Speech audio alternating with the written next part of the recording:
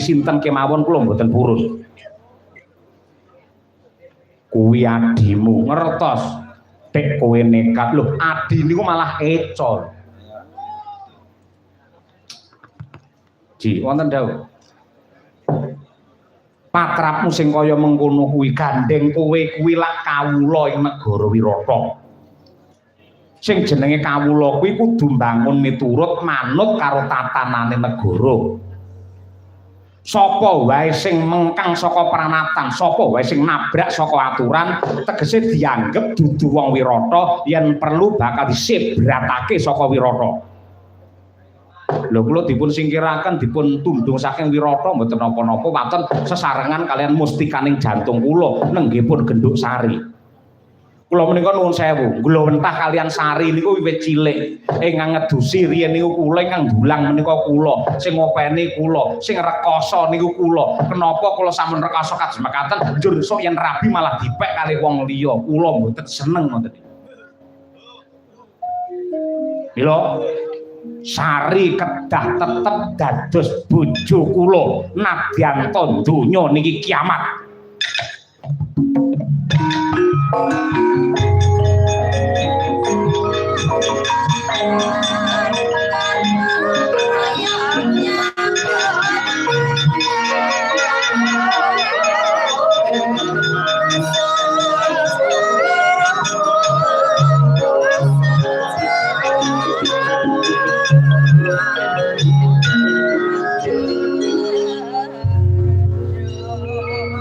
Lali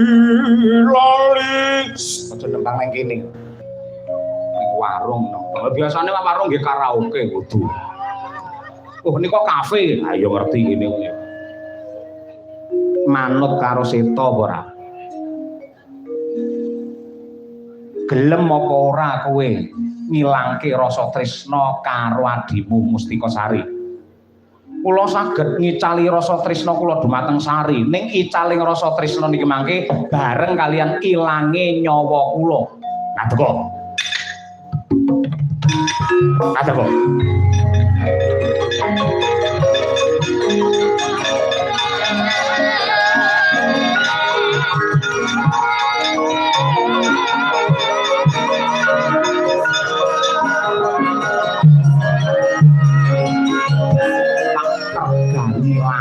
Apa kang dadi kewantenmu tekadmu sing kenceng gegayuanmu sing gembleng gak regani larang nanging gandeng seta diparingi purba wasesa dening Rama Dewaji Matswapati supaya ngrampungi lelakonmu janji kowe ra minggat saka negara Wirata ana cah desa sing glundung sirahe sinten sing kaki kondo amat hari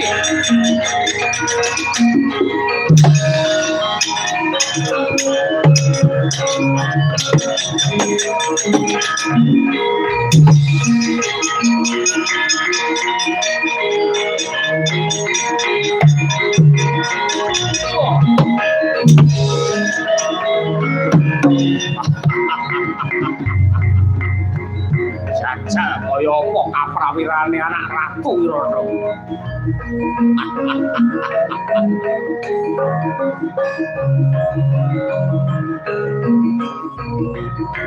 Ho!